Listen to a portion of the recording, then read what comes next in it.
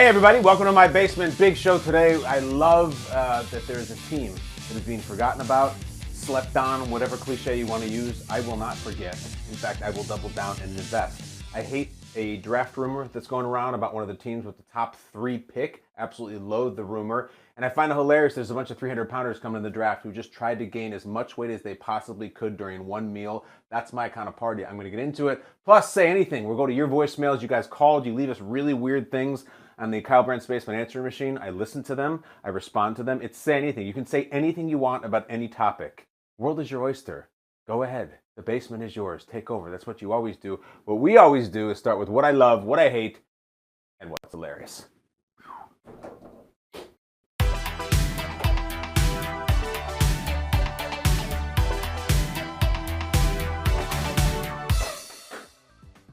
First things first, if you're watching today and I got my cool Josh Allen shirt on and you're saying, what the hell is that on Brandt's arm? Did he get a tattoo? What the hell is that? I did. I got a tattoo with a Sharpie.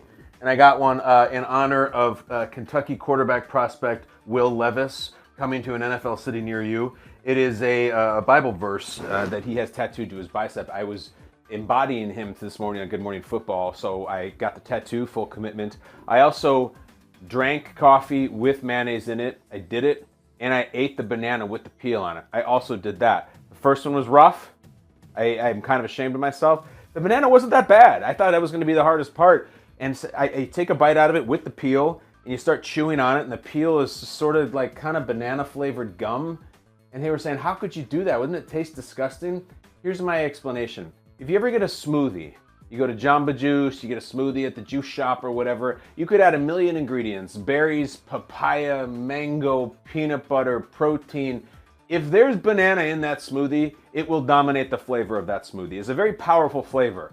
So as I'm chewing the banana peel, the banana underlying the peel, the actual banana, just overpowers it. I feel like I'm chewing a mouthful of banana. Will Levis, you're a weirdo in that sense with your food, but I kind of like doing it. It wasn't as bad as I thought. The mayonnaise in the coffee is absolutely vile, and I'm ashamed of myself for doing it. But the banana, not that bad. And the tattoo kind of feels cool. I get to erase it too. It doesn't go anywhere. Now, let's start the show properly. I just don't want you to be distracted by my new ink that I got on my bicep. I love that there is no Steelers talk. I really like it. I like that they're being slept on, put aside, ignored, what have you, however you want to phrase it. I like that it's happening to that team, that franchise, because the Pittsburgh Steelers, lest you need to be informed, are like the savings bond that your grandmother gave you when you were 7 years old for your first communion, or 14 years old for your 8th grade graduation. It is a little stock certificate that they get you, or a little check that you put away for a rainy day someday when you're older. You just put it away and you trust it, and it's old money and it's stock market, and it's just gonna be there forever. It's bedrock. It's not some quick crypto grab or overnight get rich quick scheme. It is long-term, bountiful investment for when you're older. Just trust the Steelers. And yet, why do I feel like there's been some abandoning of this incredible American company recently? I don't understand it at all. And I attribute it to something that is completely lame, which is right now the Steelers don't have sizzle. They don't have a big sexy draft pick up in the top 10. They weren't just in the playoffs. They don't have a Hall of Fame quarterback. They got none of that. So all of a sudden, no Steelers talk. Just be careful. Be careful allocating too much time to some flash-in-the-pan teams or some teams that are surely going to get a Hall of Fame player in this upcoming draft.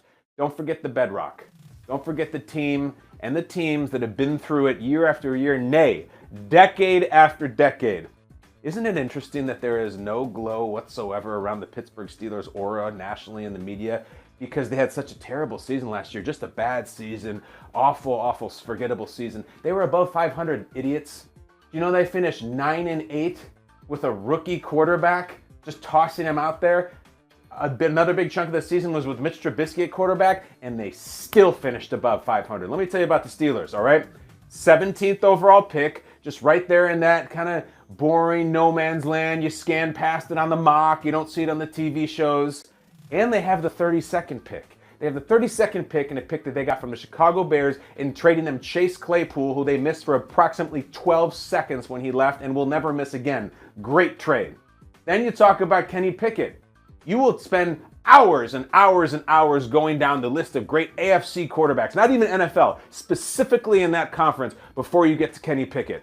And that's fine. He's done one season. He hasn't joined those ranks. He's hardly ever going to be up in that top echelon with those great quarterbacks that we love, like this guy, Allen, like Burrow, and Mahomes. But what if, just what if, the big pleasant surprise of this coming NFL season was that Kenny Pickett had himself a jump. Kenny Pickett decides to say, I'm not just going to show up for a couple seasons and then wash out. I'm here to stay.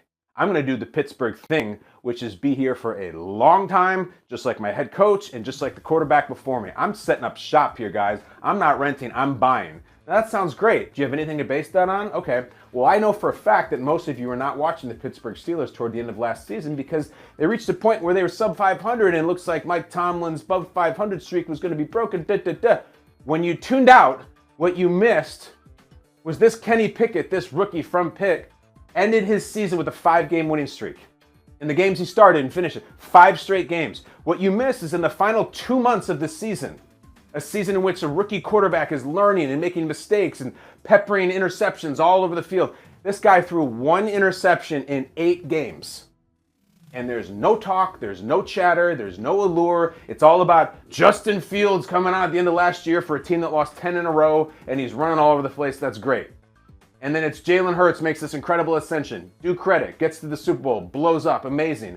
But I feel like the Steelers season was over in the national media before Thanksgiving, and we started moving on to all the other things. Meanwhile, they almost snuck into the playoffs. They finished 9-8. If you're looking for a team right now to buy stock in for next year, I'm talking short term, not the long-term grandmother stuff from back in the 70s. I'm talking now. Buy it in the Steelers. They have 2 picks. Basically 2 first-round picks. You count 7 and you count 32 because the Dolphins pick is vacated. TJ Watt missed the majority of last year. That is the best player in the organization. They finished 9-8. He should be healthy. There's these crazy reports looming that Bud Dupree could come back to add to the pass rush. Do you want to even run down who the Pittsburgh Steelers are playing next year? I'm giving you a tip right now.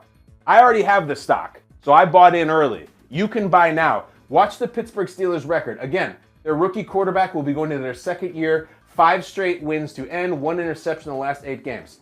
Here's the Steelers' opponents next year. Cardinals, worst roster in the league, quarterback hurt. Packers, who the hell knows if their quarterback can play. Jaguars, we'll see. Patriots, I don't think they have a quarterback. Niners, I don't know if they have a quarterback. Titans, Texans, garbage. Colts, garbage. Raiders, Jimmy Garoppolo, sure. Rams, Seahawks, fine, we'll see. Steelers, old money, United States, they're back. Don't ever count this organization out.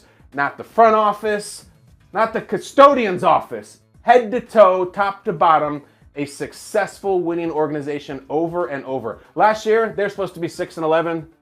They're supposed to be 5-12, 9-8, and it's as if they went 0-17. That's the Steelers standard. My tip right now, today's date, April 12th. The Steelers will be in the playoffs next year. Kenny Pickett will make a big jump. The defense will be much improved. Watt may be their comeback player of the year if he even qualifies. I don't care. Steelers, Steelers, Steelers. I love my Bills. I love the Chiefs. I love the Bengals. There's another guy going to join that AFC party. And it's the Pittsburgh Steelers. They invented the AFC party before all of us were born. They're the MC. They're the host. It's at their house. The Steelers will be back. That's my take. And I love it. Don't sleep on them. Let's get to what I hate.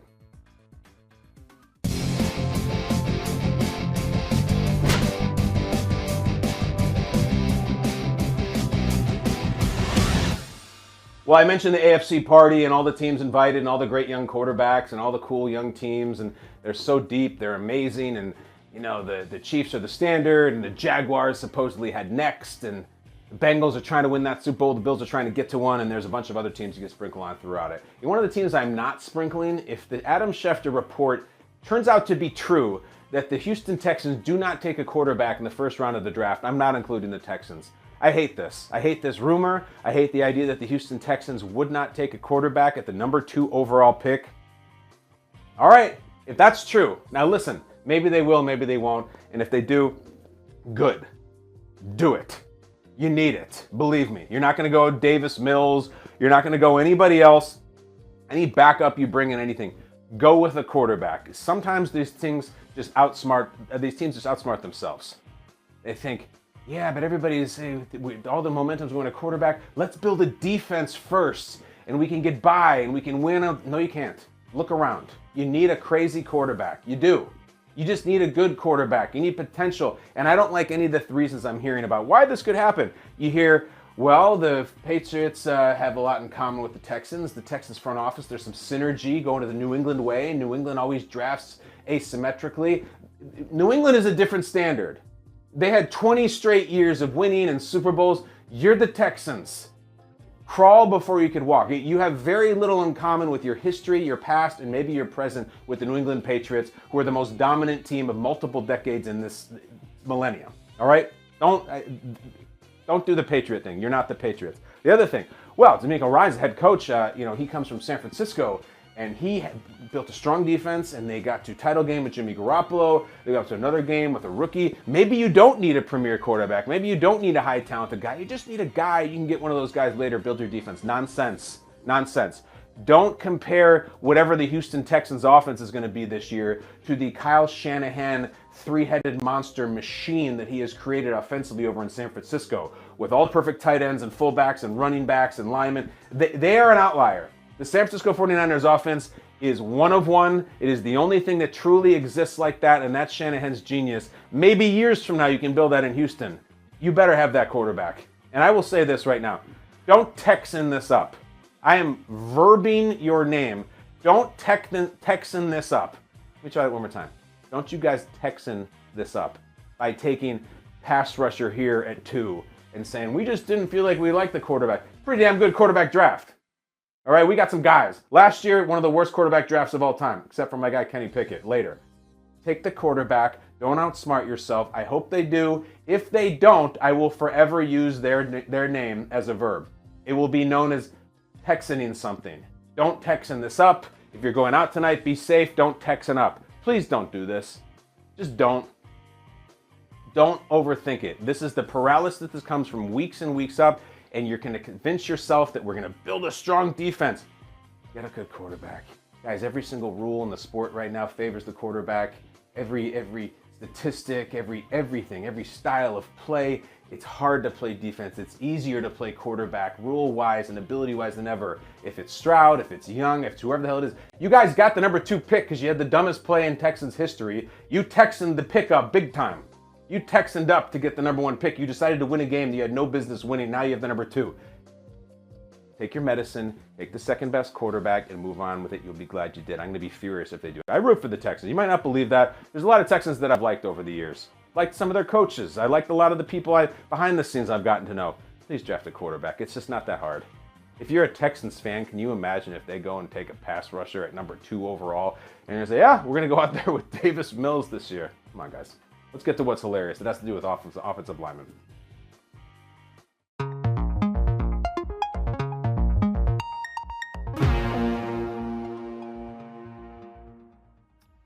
This is great because this is the kind of thing you think wouldn't exist anymore, that would have been eliminated and looked at as unsavory or just not right, offbeat, off tone, something we should stop. They haven't stopped it. Jeff Schwartz, you might know him, a former NFL offensive lineman. I've met him a few times. He's very outspoken in the media, sharp guy. He's got all kinds of shows and books and tweets. He has a Big Boys Club, OL Draft Academy. All right, that's what he calls it, the Big Boys Club. Jeff Schwartz, who is a big guy, I've seen him before, he hosts 5 draft prospects, 5 offensive lineman draft prospects, get this, to an all-you-can-eat meat buffet. So as far as I understand it, there's no little salad at the front, there's no shrimp area on a bunch of ice cubes, it's just meat. And there's the boys, and just like I suspected, they're slicing that thing Fogo de Chao style off those little spears that they come by with. And the point is, sit down, fellas. All the meat's on me. Oh, look at that guy. Let's see how much weight you can gain in one sitting. What's the most you've ever gained in a meal, you think? What's the most you've ever gained in a weekend? These guys are doing it in just a couple of hours. Just keep hammering salted meat, pork, lamb, beef, maybe the occasional chicken to keep it light, maybe a little turkey. How much weight can you gain? I have the results right here. I mean, this seems like an absolutely disgusting display, and yet I also want to sit down and grab a plate with these guys. 5 guys invited. In 5th place, TCU offensive lineman Steve Avila, who didn't gain any weight. I don't know what the details is. Maybe he is a vegan. Maybe he just tapped out. Maybe he just kept light. Maybe he doesn't add weight. That's last place. He's out. Michigan center Olu Oluwatmi. Guy gained 5 pounds in one meal. 5 pounds. Just from eating the meat, all right? That's 5 pounds of beef, and he's in 4th place. 3rd place, Maryland offensive lineman Jalen Duncan. Big Jalen put on 6. 6 pounds. You ever go to those Fogo? I love those places. Love them. Got the green button, the red button.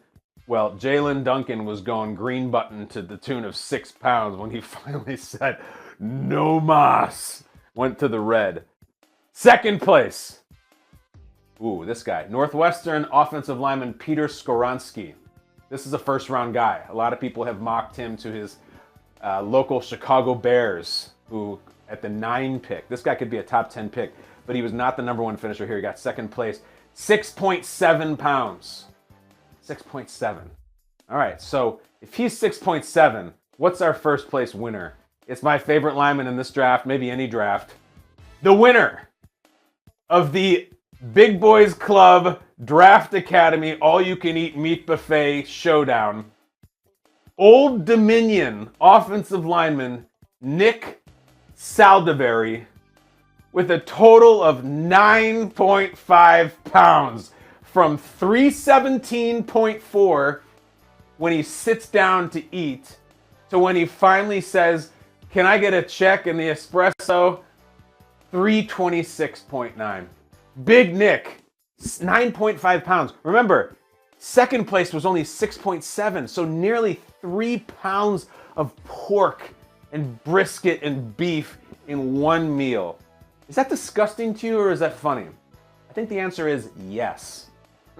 Nick Saldivery, I need to know the details. I want to know what he went heavy on. What was the distribution between animal products? How much did he hit it with? Is he saucing? Is he drinking while is he doing it? Is he doing it with alcohol? Is he doing it with a dessert? Are there side items? Or is it just, I guess it's just purely meat. All you can eat meat buffet. I swear 9.5. I feel like I've put on 9.5 at some Mexican restaurants. Between the chip baskets, the margaritas that are about 900 calories each, and then the tres enchiladas platter. I mean, that thing's 2,000 right there. That plate weighs about 15 pounds. Take the plate away, you're still left with about 9 pounds of enchilada, just bean and cheese and beef and tortilla. They should take this from cuisine to cuisine. You go to Italian, how much weight do you think you put on with lasagna? Just start hammering that. Then you can go maybe a little bit lighter with the Greek. I love Greek food. Indian can get real heavy. You're not gonna do much of the sushi, that's just wasting time. Pizza joint, you can do that. Burger joint, steakhouse. These guys are gonna be 600 pounds by the time it's done. Old Dominion, offensive lineman. They have a really good tight end in the draft coming out too. Nick Saldivery, 9.5 pounds in one meal. It always makes me think of Joey Chestnut. Dude, how are you alive? How can you do that to your body? And most importantly, not to get too disgusting here, what in the hell is the aftermath of you eating 67 hot dogs or whatever it is? Because sometimes, cards on the table, I have an aftermath of eating 1 hot dog. So what is yours of eating 67? It must be nuclear.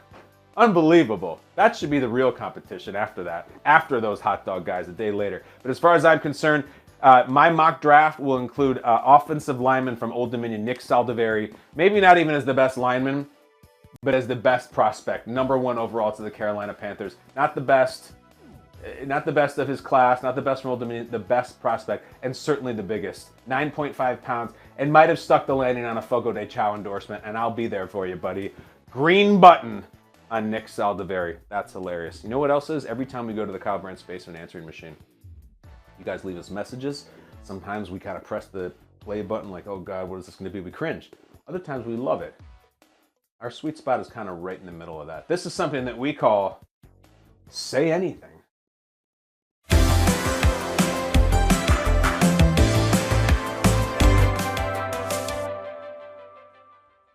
There it is, 2524 Brandt. 252, the number 4, Brandt, B-R-A-N-D-T. Call, you hear my voice, leave a message. Sometimes we ask for football takes. Sometimes we ask for family confession, things that have happened in your family. We ask right now for anything. Call up, give any take on any topic, anything you want, and I'll react to it. Here we go. I'm gonna put on my welder's mask. I got a feeling today's are gonna be doozies for some reason. First up on Say Anything, we have an unidentified caller, did not give their name, and they are from Pennsylvania. Go ahead and say anything. Hey, basement dwellers. I had a thought. What happened to fight songs? I mean, college people still have fight songs, but professional sports, like the New York Jets, have an awesome fight song. Nobody's played it in the last 30 years at least. Got to be maybe closer to 50. Why did we get rid of these awesome fight songs? Why don't we bring them back, get some marching bands going in the professional stadiums, have a little showmanship. Something for the kiddies, eh? Bring back fight songs. What do you think?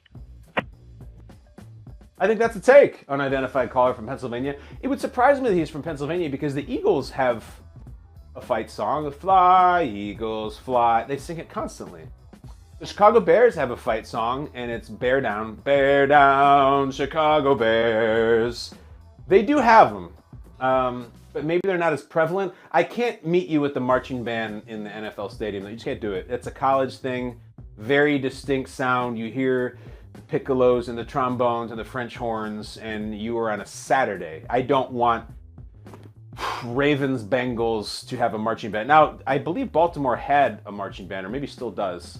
I'm not sure if they do, but most NFL teams don't. Something for the kiddies. I don't know if the kiddies even like the fight song. You know what the kiddies like? They like ice cream.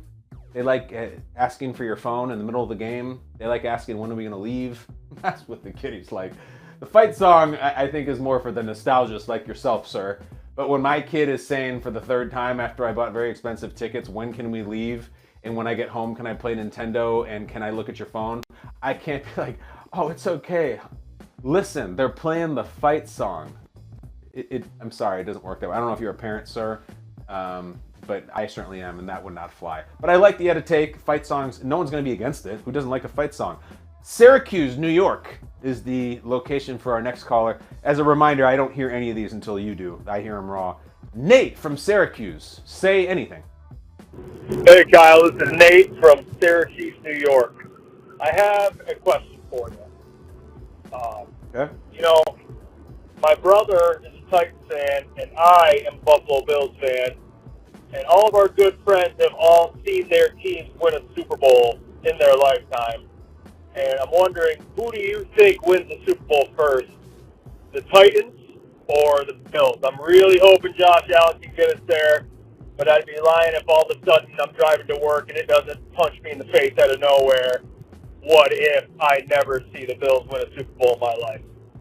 Let me know your thoughts. Thanks, Kyle. I hear you, Nate. And you and your brother have been through some tough things, because I don't know how old you are, but I assume you were around for the Bills' consecutive Super Bowls. So you probably, I mean, tell me if I'm wrong, I think you had the two most gut-wrenching Super Bowl losses in NFL history, because you got Norwood, obviously, nothing more needs to be said about that, but you also have Kevin Dyson a yard short against the Rams. And McNair hits him on the slant, and he's going to run in, and we have maybe the most clutch tackle in the history of the sport, and the Rams win and the Titans lose. Those are tough ones, man. Really tough. Now, I don't know if there's a tougher one. You could say Falcons fans being up 28-3 and on Seahawks fans, but the Seahawks had just already won one. Listen, hey, I wanted to admonish you for a minute by saying, you know, don't feel so bleeping negative, man. You got Josh Allen, you have great other players, you have a coach we believe in, you're doing fantastic things over the last handful of years that you hadn't done in countless years before. Then it's a good time to be a Buffalo Bills fan. Enjoy it. Believe in it. Yes, the playoff loss at home to the Bengals was deflating, but there were a lot of very strange, very difficult things that played into that and built up to that. Man, I sometimes the self-loathingness of the Bills fans bothers me a little bit for such a friendly group of people. I wish you guys would just fight your birthright, which is thinking negative or being pessimistic. We got to break through that somehow. The answer, who's going to win a Super Bowl next? You guys are the Titans. Are you out of your mind? Nate, it's your team. Your brother is screwed. I don't even know who they're going to line up a quarterback this year, let alone get to a Super Bowl. It is the Bills, the Bills, the Bills, the Bills 1,000 other times. The fact that you even have to ask me that question, Bills or Titans win the next Super Bowl, doesn't speak well to your own optimism and belief in this incredible thing that these Buffalo Bills have built. Nate, I'd like the call. I like you got to take. Come on, buddy. They can do this thing. I promise you they can do this thing. Last call. This is good. Sometimes people don't leave their name. Sometimes people don't leave where they're calling from. We have someone who did neither. Is that because they have something to hide? Let's find out. Unidentified caller from unidentified location. Say anything. Hey, Kyle. I saw that you had a hotline that I could call, and I thought, it's my time, shoot or shoot. I think just give me a job. I have no real credentials. Dropped out of college as an engineer. Oregon State University, Isaiah Hodgins.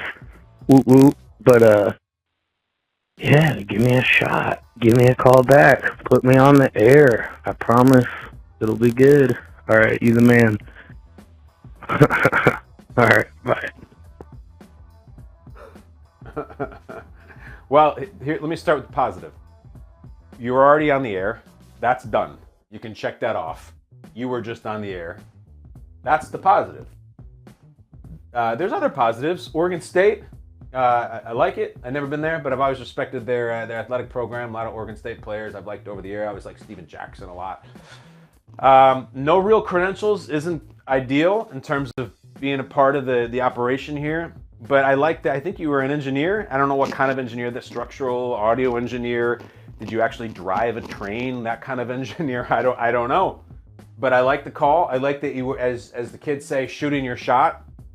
Probably would have been best to leave a contact number or a name because maybe we are looking for help. It wasn't the best sell. And the best sell was just put me on the air and give me a job. I would love a piece of rationale as to why you should be part of this organization here at Omaha and Kyle Brandt Spaceman, or what you would bring to the table.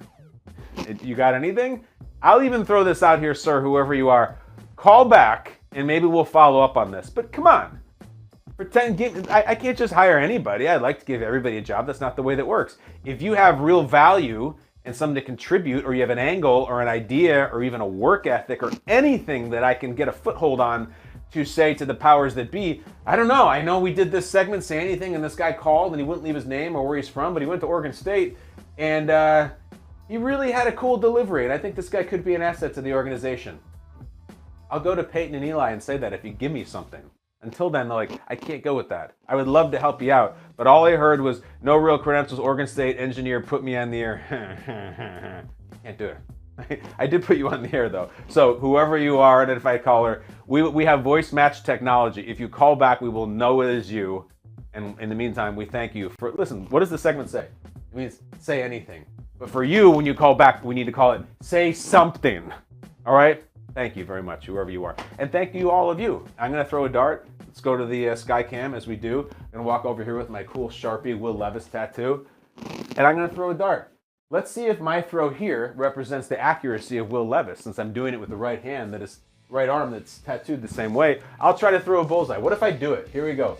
Will Levis throws, and it is that's not a bullseye. I aimed for the bullseye, but I missed it by about the width of my palm. 15. Number 15 is the topic for today. Just like the calls on Say Anything, I don't see these topics beforehand. I just kind of ad-lib a little spiel here. Number 15, how would you do in the Hunger Games? Well, if by Hunger Games, do you mean that thing where Jeff Schwartz has the linemen sit down and eat meat? Hey-o! Talking about the Hunger Games, which is a dystopian vision of children in a controlled environment, given weapons, and try to kill each other, and then the last one alive, who hasn't been brutally slaughtered or murdered, is the winner and gets to live.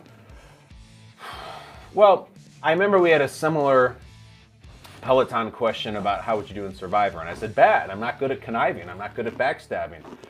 The question is, would I be good at actual stabbing? I don't know how to answer that, guys. As far as I'm concerned, the Hunger Games, all of which I read, and I saw a couple of the movies, I don't probably do really well. Those are the kids. They're youth.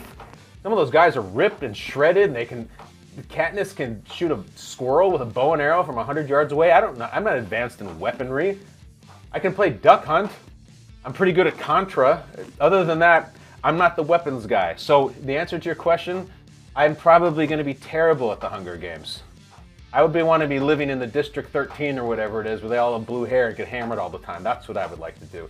Sorry, Hunger Games, fun books, average movies, terrible outlook for me.